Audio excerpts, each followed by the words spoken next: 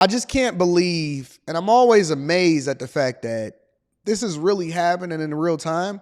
And we thought that it was just a joke the first time that we encountered this and somebody sent it to me. I'm amazed that it's going bad and it's getting this bad when it comes to what's happening over in Dalton, Illinois. And we thought that it was just a joke. But we predicted that it was going to happen. I told y'all that this former assistant existed.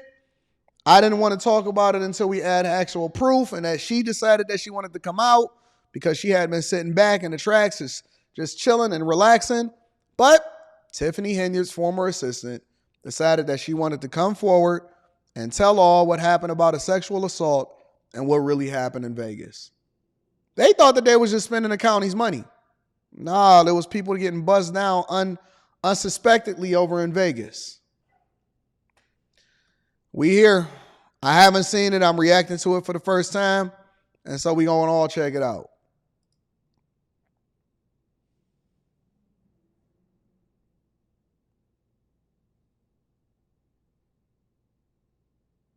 I am a mother of one. I was raised in Dalton. I graduated from Thornton Ridge. I worked at Dalton Park, worked at Dalton Library. So I would say I'm a definite true citizen of Dalton, and I'm a survivor. Mm-hmm. So she took me under her wing. It was like mentoring. It was like learning different opportunities. Like I said, she was trying to coach me to let me know that this is the game. Like that's our favorite thing. This is the game. I'm teaching you the game, and I want you to be able to have opportunities that I had because I am the first Black woman mayor of Dalton, and you can be the one taking my seat. Like that was just one of those things that she always wanted. She always wanted to elevate herself, and then elevate people under her, which was what she said that she. So, okay, let me tell you why that's important. And whoever it is that's doing this interview, that was a very good strategic move, because what it does is it establishes credibility, right? Because she's saying, hey, listen, I'm not coming out because I'm trying to take down Tiffany Henyard or something. I'm coming out because I'm just telling you the truth of what really happened. Now, whatever it is I said in this interview, I'm going to take it with a grain of salt, because even though I know that there's a majority of the people that want Tiffany Henyard to fall, I am going to keep the same energy across the board. Now, if it happened, and I'm not saying that it did or it didn't, we're just going to evaluate what the statements is being said, and we're going to react to it in real time. If it did happen, and the people that was a part of it need to suffer, and they need to suffer the consequences. But I believe in innocent until proven guilty, especially when you're being accused of certain accusations, right? So we just going to evaluate this, and I keep it the same across the board. I don't care who it is. Innocent until proven guilty. That's what we stand for in the United States of America. But what they did was they established credibility, because they making her, she's basically saying, yo, listen, this is who Tiffany was, and she was telling me this and she was telling me that. So she had no ill will towards me, but this is what really happened. Wanted to do.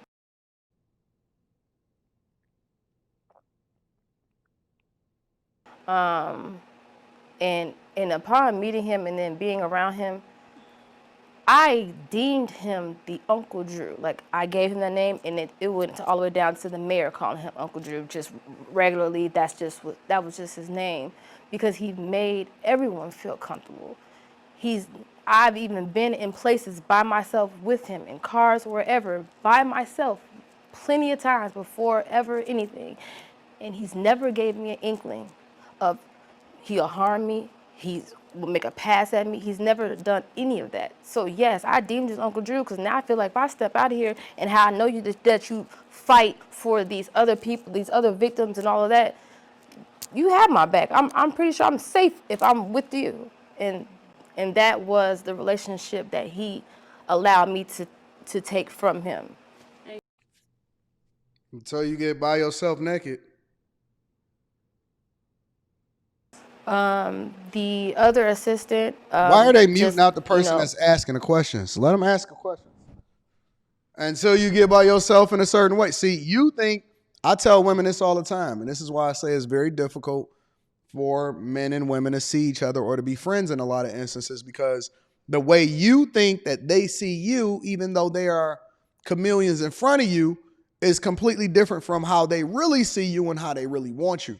I tell girls a lot of times, and I don't care how old they are or how young they are, when you put guys in the friend zone, you think you controlling the narrative, but why would you want to be around somebody that's looking at you a certain way? And I'm not saying that she anticipated that he looked at her a certain way, but you can't control how somebody see you. Being in our modes of being an assistant, we're saying stuff out loud, especially if the mayor's there, 'cause she's always doing something, so she wants to hear what we have while she's doing something or whatever. So now that assistant, she'll always say, okay, well, we got this upcoming trip. And then she said the dates, and she said May 21st. And I was like, that's my 31st birthday. I've never been there. I didn't necessarily know if I was going or not, but I definitely said, I want to make that trip.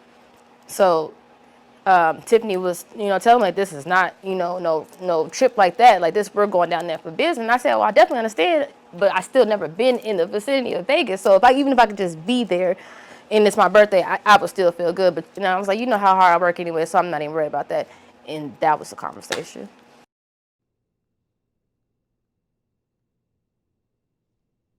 This is our last night in Vegas. When we clock out, isn't anybody hitting the strip with me? It's my birthday. And everybody said no, or they had something else to do, but Andrew. Miles did say that if he's done doing whatever he was doing, he'll catch up with us. Okay, so fine, but I at least knew I got a man with me, I'm gonna make it home. I ain't even gotta worry about try to go on the strip by myself. I legitimately thought that, I was gonna make it home. Until my last memory was me waking up in his room.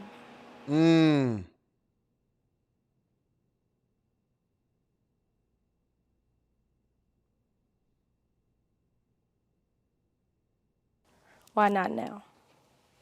Right? And you'll hear so many stories of, oh, well, she waited 20 years and she waited 30 years. I knew if it was ever to happen to me, absolutely not. That I knew justice needed to come immediately. And that's why. So it might seem like it's a now for you, but this has been a long journey for me already. And I've already put my suffering. All of them arm tattoos and them nose rings and stuff, it just takes away from me being able to focus 100% on the story. Aside, I put my depression aside. I've worked on all that. I did my praying on if I should be sitting in front of you today saying my story. And I'm ready. That's why now. And I'm not just fighting for me no more. I realize that I'm fighting for every woman that's been in my position. I'm fighting for a sister that doesn't have a voice. I'm fighting for a sister that's scared. I'm fighting for a sister who doesn't have a sister. I'm fighting, not just for me. It's not. Listen, let me tell y'all something. Whether you believe the story or not is irrelevant. Whether you want to believe the story or not because you don't like Andrew Holmes or Tiffany Henyard is irrelevant. Let's be absolutely 100% clear. I do not believe any woman that says that they're fighting for other women. I believe that they are fighting for that lawsuit. I believe that they may be fighting in order to get somebody put in jail. But that sounds great. I believe that you're fighting for yourself. Whatever your right or wrong issue, that sounds good. And it's also a ploy in order to be able to get visibility or get people to make your story even more believable, which is probably true. I don't discard or disregard the fact that your story may be, but don't sit here and telling me that you're fighting for other people. I'm not going for it. Objectively speaking, I never go for that nonsense. Don't sit here and tell me that you fighting for other women and this is the reason why you telling your story. No. I'm not going for that. You're fighting for you. You're fighting for you. You're not fighting so other women can get heard and all of that. Man, let me tell you something. I don't care. I don't care about being politically correct. I'm not sitting here going to tell y'all the thing. I'm not pining for an interview, so I got to sit here and yeah. I don't care about the PC take. I care about the truth. And the truth is, you are doing this for your own growth, your own financial gain, or your own peace, or your own spirit. But I can't stand it, bro. I cannot stand it when women sit here and say, oh no, I'm fighting for the people that come after me. No. You was drunk on the strip. You passed out for whatever reason, whether you got roofied or whatever, and you found yourself in somebody else's bed. You turned up for your birthday. You probably should have never even been in that position in the first place. And so you're doing it for you. You're doing it for you. That's why there's a financial lawsuit that's being levied. It's for you. You don't file lawsuits for other people because it's not like the money is going to somebody else. It's going to you. So, and I ain't even on their team. I don't even like Tiffany Henyard or Andrew Holmes, but we got to keep it G across the board, man.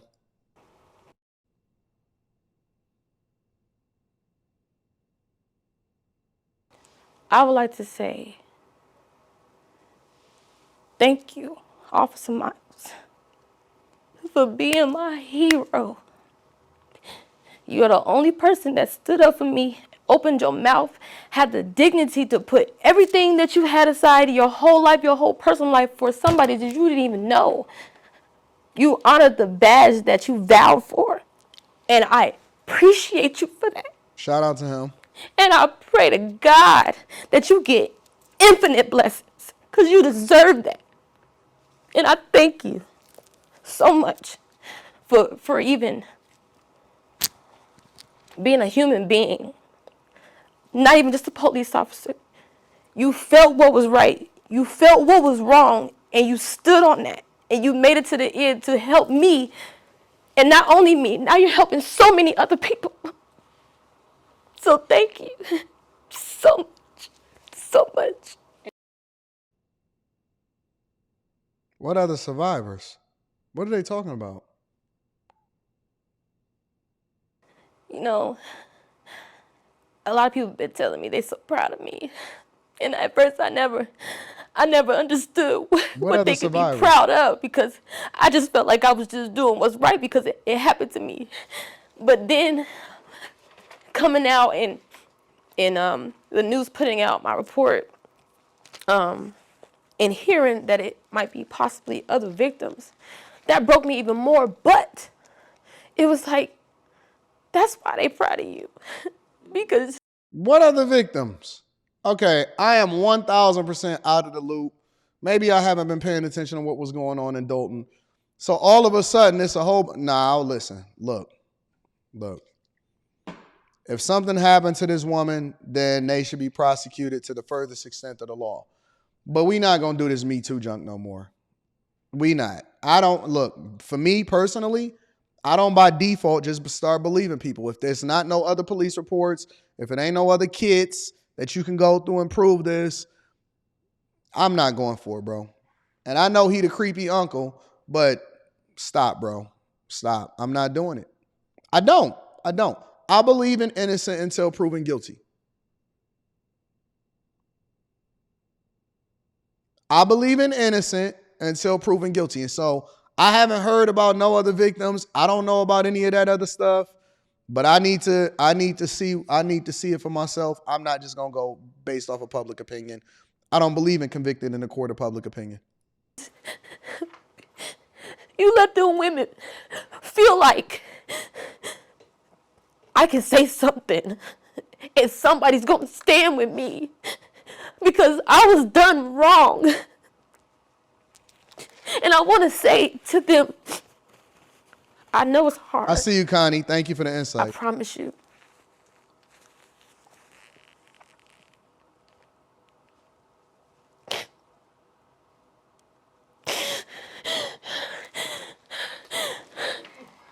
I know it's hard. But if nobody stands up for you, you have to stand up for you. And I promise you. There's a video of him bragging about it. Yeah, send me the video so I can see it. If I get new information, then we gonna go with that. If I get new evidence, then we gonna go with that. I'm not just by default. I don't believe without evidence that you can convict somebody in the court of public opinion. When we get evidence or when we get other people that then tell the story and say whatever it is that they say, then we gonna go with that. And that's not to say that he not guilty as hell, because he looked like the creepy uncle. And I would never leave my daughter around this dude or my woman around this dude because he just seemed like the creepy uncle. However, I do not just by default convict somebody in the court of public opinion. I got to get the evidence first. Everybody And I keep it the same, the exact same energy all the way across the board for whoever. I keep it the same. else will fall in place. I promise you. And we're not victims, okay? Because we are still here. All right? We are survivors. We are survivors. And we are surviving. Stop it. And we are going to live again. We're going to have our lives back. But first you got to stand up, mama. And I'm right here. I promise you.